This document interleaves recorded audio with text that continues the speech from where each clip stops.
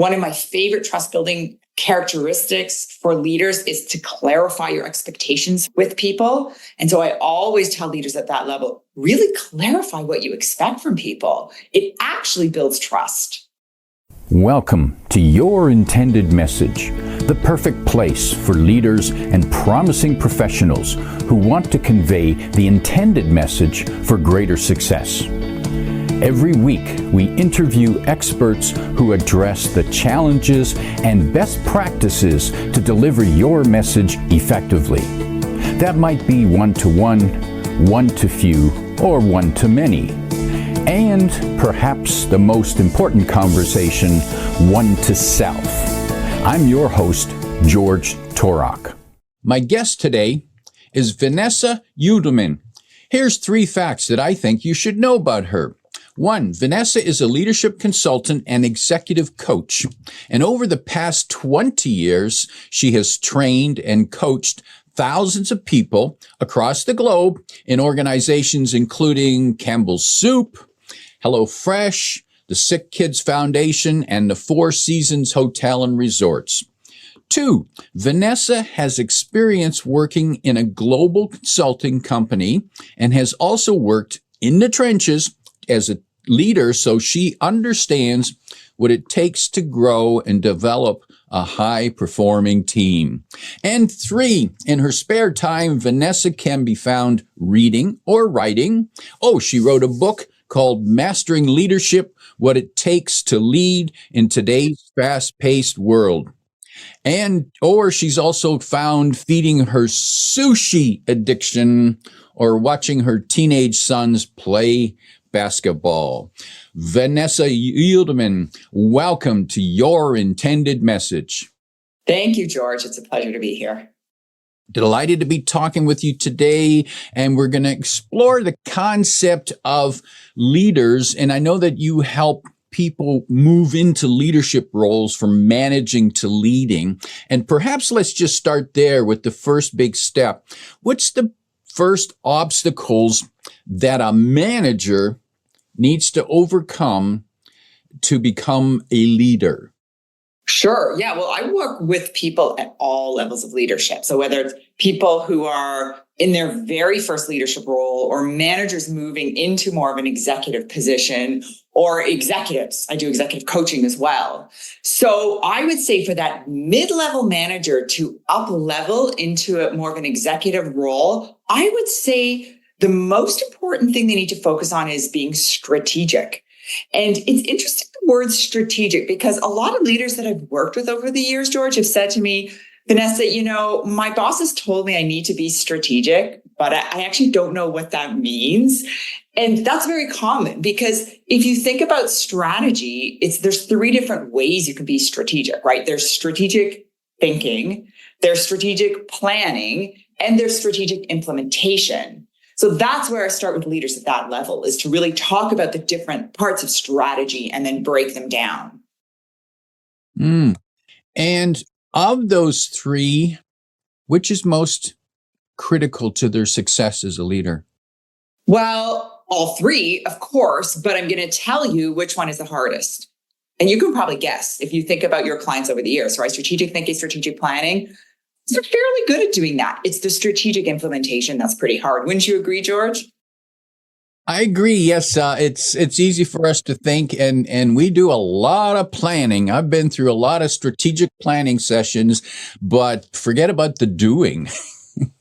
The doing's hard. And I think a lot of the doing is related to change, right? It's when an organization wants to lead and manage change, they come up with a new strategic plan, for example. And we used to do 5-year plans. I'm finding my clients are doing shorter and shorter plans, just strategic plans, because the world changes quarterly, it seems.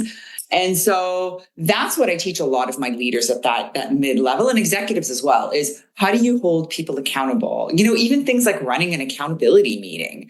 Leaders don't know, how do I run an accountability meeting? And I break it down for them. One thing that my clients always say about me is I like to simplify things. And so even simplifying something like an accountability meeting, right? Having an agenda, all you need is agenda with, say, 4 items. What's your goal this week? What do you need to do to move that goal forward? What challenges do you have? Can I help you overcome them? And then just any information that you need to share with them as a leader, updates or feedback or anything like that, right? So these conversations don't have to be that long. They don't have to be that complex, but they need to be super focused. And those are simple, short questions, but powerful in drilling precisely to what needs to be said and discussed. Oh, yeah. And I'm all about action, right? The goal with strategic implementation is you got to get your team to take action.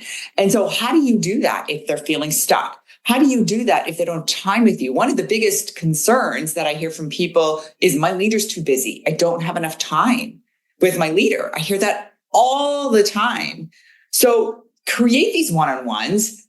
I like to tell the leaders that I work with to processitize it, right? Put a process in place so you don't have to think about it. It's Monday morning. It's from 9 a.m. to 9:20. It's every week, and make it a priority, because that's another issue. Leaders are torn in so many different directions, and they end up canceling meetings with their teams. And I always say to them, let's pause for a minute. What do you think the impact is of you canceling the meetings all the time? What's the impact on your people? They don't really think about that. It suggests that, it wasn't important anyways.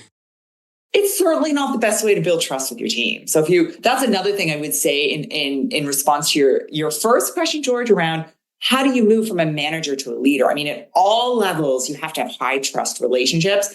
But I would say the higher you get in leadership, the more building and developing those high trust relationships and really knowing how to coach and develop your team becomes so important. And let's explore that concept that leaders today need to be better coaches. Unlike when I was in the corporate world, the leader was a sergeant major. March this way, I say now, move. And that doesn't, and fortunately, I hope it doesn't work in that way anymore. No, it doesn't work that way anymore. You know why? Because people march with their feet out the organization. So that's the only place they're going to march to, is to another company. So how does one develop the mindset to become a coach to your team as opposed to the boss? Yeah, well, coaching's a skill. It's like playing tennis or playing a sport. Coaching's a skill. You have to learn how to coach. Again, I break it down for leaders because George, you hit on something really interesting here, because that's another very common thing that people say to leaders. Just be a coach. They're like, what does that mean? Right? And that's a problem, is most leaders get promoted into leadership roles without any training or any development. Like, okay, I know I need to be a coach. I have no idea what that means. So I break down coaching into 3 parts again. So we have listening, asking questions, like being super curious, and problem solving, right? I really empower people to get their team to solve their own problems. So listening is the first thing. I do a really fun exercise when I do a training program on coaching with leaders, and I put 60 seconds on my clock. I literally say to them, okay, everybody, you've got 60 seconds. Talk about a business issue. Okay. And then trade with a partner, and then trade with the other partner's now going to listen for 60 seconds, and you're going to share a business issue. And at the end of the 60 seconds, it is hilarious, because you know what the most common response to that activity is? Wow, that was really hard. And I say to them, might I remind you, that was 60 seconds, right? So people don't know how to listen. Oh, and so it was hard for the people who had to listen for the 60 seconds, not for the ones who had to speak. Oh, no, people have no problem speaking. People love to share their issues and problems and talk about themselves. Most leaders, unless they've developed this muscle, because I call coaching, listening, a muscle that you have to develop. It's a skill, right? So some leaders have developed that muscle before. For example, leaders in customer service, right? That's their job, is to listen.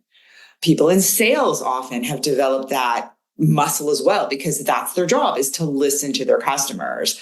But most leaders, I find, I'd say 90% have not developed that muscle before. So they've got to start. And how does one develop the muscle of listening? Because it's not something that we were taught at school. Not at all. In fact, we were taught the opposite, to talk all the time, share your opinion, share your insight. So it's practice, just like anything, right? It's practice. So I say to them, I give them homework for the next month. You have one piece of homework. It's to listen more and talk less. Give yourself, I say to some leaders, even put 2 minutes on your clock. And when you start your one-on-ones, do not talk for the first 2 minutes. And it's hilarious when people try this, because some people say, oh, Vanessa, my team thinks like there's something wrong with me, or they're like, what happened to you in this leadership program, right? So the team even notices and they think, what's wrong with this person? They're actually listening to me. So some people actually set a timer and practice it that way, but other leaders just set the intention. Like I said, set the intention when you go into that meeting that you're going to speak less and listen more. Put an elastic band on your hand, ping yourself when you need to, but remind yourself, listen, because what happens when you listen is you're able to really peel away the onion and really understand what the person's issue is. You will actually solve somebody's problem way quicker if you actually listen to them. And what do you suggest that they listen for? Mm-hmm. So a couple of things. That's actually a terrific question. A couple of things. One is words. What words are they saying? Even more important than that, I would say they need to listen for body language and tone, because, I would say, I'm just trying to think what the research says. If you think about it, when someone is delivering a message in person, what the research indicates, if you think about words, tone, and body language, the understanding of the message is only based on 7% is based on the words people use, right? I think let me just think of these numbers. 7% is words, 35% is tone, and the rest is body language. That's 58%. So that's what I train leaders. If you're in the sport of learning to listen, you have to learn to listen for things like tone and body language.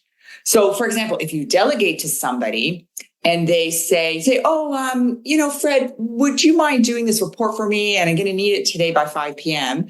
And Fred says, oh yeah, for sure. No problem. That sounds like a pretty affirmative response. But if they say, oh yeah, for sure. No problem. It's the same words that they've used, but their tone and body language are actually telling you a very different message.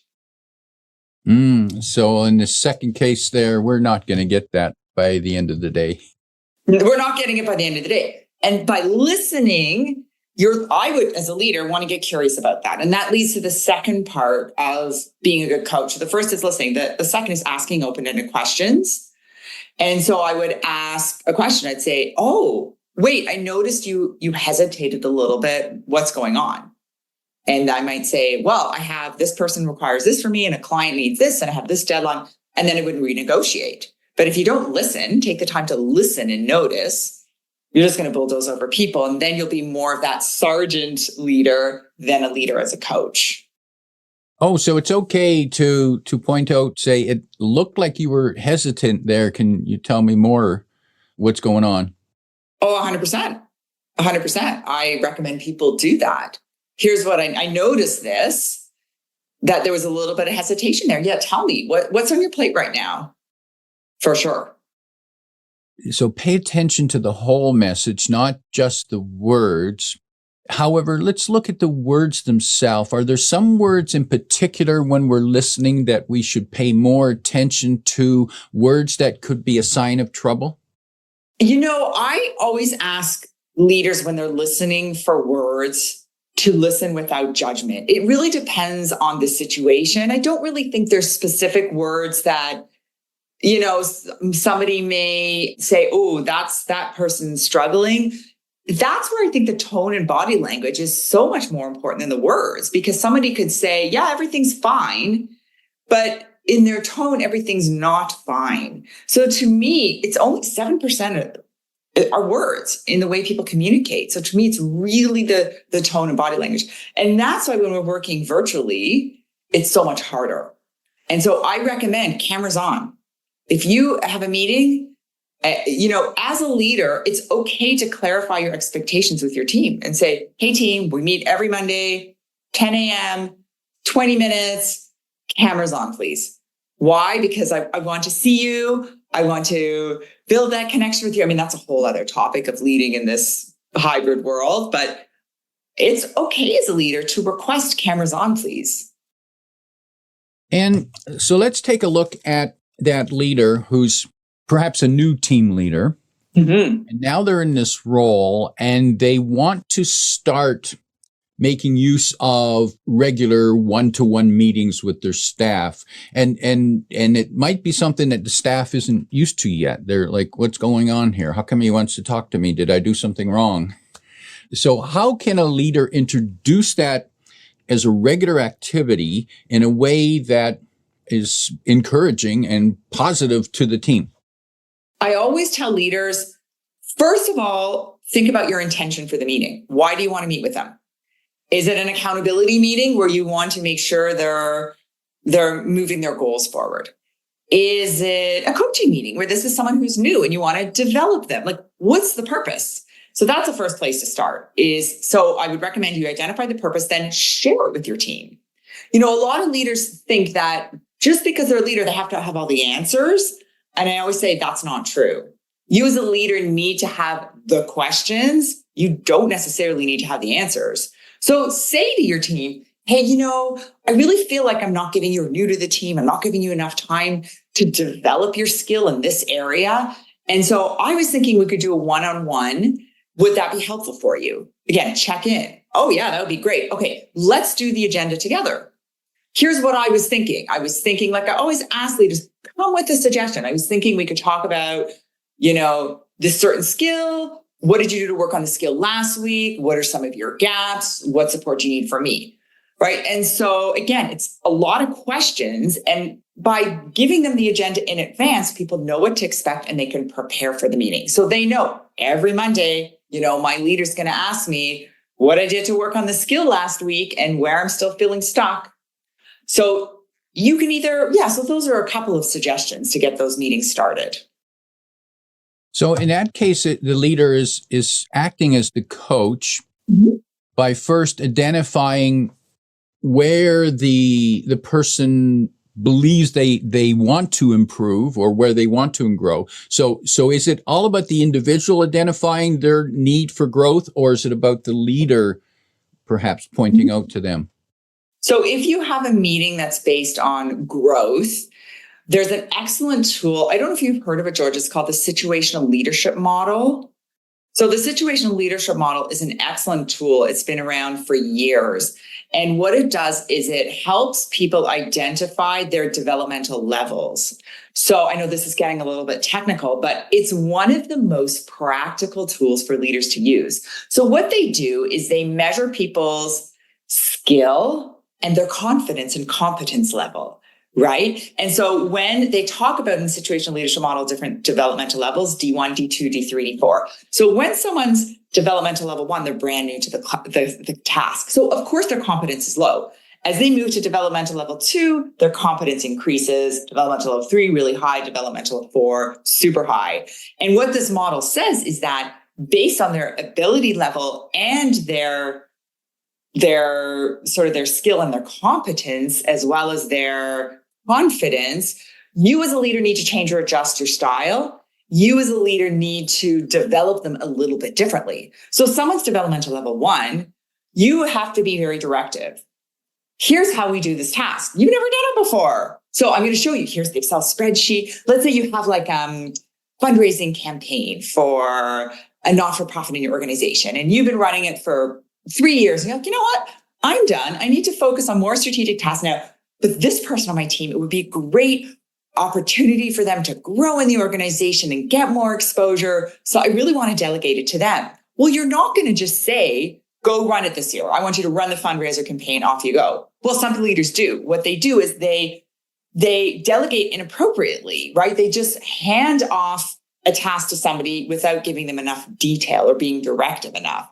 And that's why when you delegate incorrectly, somebody might give you something back and you'll be like, what's this piece of garbage, right? It's not their fault. They're just brand new to the task. So you as a leader have to make sure that you're delegating properly. So that's what the situational leadership model does, George. It really allows leaders to understand what developmental level people are at, and then how do they need to coach differently based on somebody's developmental level with each task, right? Because you could have somebody who's super developed at one task, but brand new to another.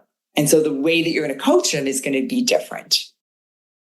All right, so let's look at that example of delegating a task or a project. Yeah. How does a leader delegate successfully? So if somebody's brand new to a task, you have to be super directive. So let's use the example of, and so what you move from is directive to supportive, right? So directive is super hands-on, give them lots of detail and information, show them how it's done. And as they get more competent and have more experience, you become more supportive. That's when you can actually start coaching. So you're actually not coaching somebody and asking them, well, what do you think about the situation? Or how would you approach this? They don't know. They've never done it before, right? When they're brand new. So let's go back to the example of being brand new at running this charity event across the organization, right? I would literally sit down and say, okay, here's the Excel spreadsheets that I've used, but as when I've run it for the past 3 years. Here are the vendors I used for these pancake breakfast. And here's the executives that supported us in this way and in this capacity. What I suggest you do is reach out to this executive. Now, go and do it. Come back next week. Let's touch base. How did it go? What did you learn? What worked? What didn't? Right? And then, so you're very directive at the beginning until they feel confident and comfortable to do it themselves. If someone's at developmental level 4, you're not going to behave that way. They're going to be like, why are you breathing down my neck? I've done this for 3 years. You're being a control freak. Right? So leaders tend to fall somewhere on that continuum. Actually, some of them tend to fall much more on the directive side. Some of them tend to fall much more on the supportive side. And what I have to say to both of those leaders is you got to shift. Because those leaders who are super supportive, they're like, well, I don't want to be that kind of leader that's breathing down someone's neck. And I say to them, but you do want to be the kind of leader that delegates properly. So shift. Sometimes you do need to dial up your directness and be more specific.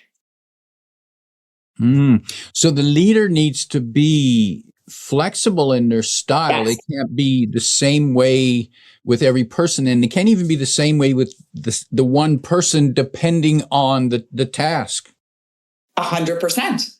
100%. So this is where things like development plans become really helpful, right? If the development plans, again, that's one of those things where leaders are told, oh, could you please do a development plan? They're like, what? I don't know what? I learned that when I went to university, when I became an architect or an engineer or a marketing expert. Like, what? So all you need to do is literally have a column in the left-hand side of an Excel spreadsheet called tasks.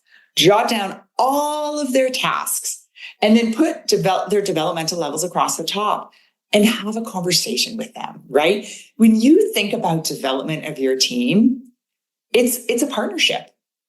The leader's not responsible. It's actually the employee. They're responsible for their own development. They need to take accountability for it, right? And it's a partnership. You need to partner for their performance. So you both need to be doing your own roles. The leader can coach. The employee needs to take the information and apply it. And so how does a leader approach an employee, and they're thinking of assigning a project task to them? How does the leader determine the level of that person's competence and confidence? And that's probably the most challenging thing for them to do. So that would be the first conversation that I would have is, I'd like to delegate this to you. Here's the list of tasks that are involved, right? Most projects that people are delegating are super complex. And I always say to leaders, you don't need to even delegate the whole project. Why don't you start with a piece of it, right? Because the one thing that I hear from leaders is, I don't want to delegate because it's easier if I do it myself, right? We've heard that. I mean, if I had a penny for every time someone said that to me, George, I'd be a wealthy woman right now, right? Every leader said that to me, Vanessa, if I just do it myself, it's easier, right? But the reality is, I say to them, okay, think about this. If you were still doing that same project or task a year from now, how would you feel? They're like, oh, that would be a nightmare because I need to focus on more strategic tasks. I know that. So I say to them, well, just create a plan with your team, with this person, and say, okay, we're going to do this part Q1. We're going to do this part Q2, this part Q3, this part Q4. So by the end of the year, the project's off your plate. So it doesn't have to be all at once. right? So break it down, and then have a conversation with them. Say, I feel like this skill's transferable. I've seen you do it in other projects, but what kind of support do you need from me? Or I feel like you're new to the skill, and that's why I'm going to spend some time with you up front. And the leaders say to me, but Vanessa, I don't have the time. And I say, well, make the time, make this a priority. Do you want this off your plate a year from now? Yes or no? Right? So it's a little bit of short-term pain for long-term gain. Vanessa, what are some of the magic phrases that a leader can ask an employee to demonstrate that, one, they are willing to help, however, they don't know what help the person needs, and they want to encourage them at the same time? So what are some of those key phrases? So I always say, ask a question that starts with the word what, because what questions are super open, right? They're curious. I just say to them, get curious with people, right? So what questions that might be helpful are, what are your thoughts on taking over this project? What transferable skills do you feel like you're bringing to the table? What are some areas where you feel like you've never had the experience to do anything like this before and need some extra coaching, right? It's all about conversation. And these conversations take 5 minutes. Leaders always say to me, oh, Vanessa, I don't have time to coach. Look, these conversations take 5 minutes, right? It's just asking the right questions and coming to the conversation with a level of curiosity. You said almost any question starting with what. Is a question starting with why a poor question to ask? So it's interesting. It doesn't have to be. I would say why questions sometimes can come off as a little more judgy, right? Like, why did you make that mistake versus, okay, so there was an error was made. What was the process or decision-making that you used to move this project forward in this way? Let's talk about that. If you come from that place of curiosity, there's no blame or judgment. So that's why I always say, because I know, George, a lot of people think in terms of why, like their brains are structured to think why. And that's okay in some situations. That's why I'm not going to say never use a why question, right? It depends on the situation, right? Leaders wear different hats all the time, right? Sometimes you need to ask why questions. But if you're wearing your coaching hat and you're trying to develop someone, you're trying to get them to grow, that's where you have to put on your coaching hat and ask those open-ended, curious what questions. And you're right. I do think there are times when people ask why questions that, whether or not they intend to, it sounds like they're attacking. It sure does. Vanessa, if people want to find out more about working with you, either for training or coaching, the best place to find you is where? So my website is called Mosaic People Development. That is the name of my company. And I also have a great resource site for people. It's called yourleadershipresources.com. You can get a free quiz there to find out what your leadership style is. I write a blog once a week on very practical leadership skills that you can sign up for if that serves as well.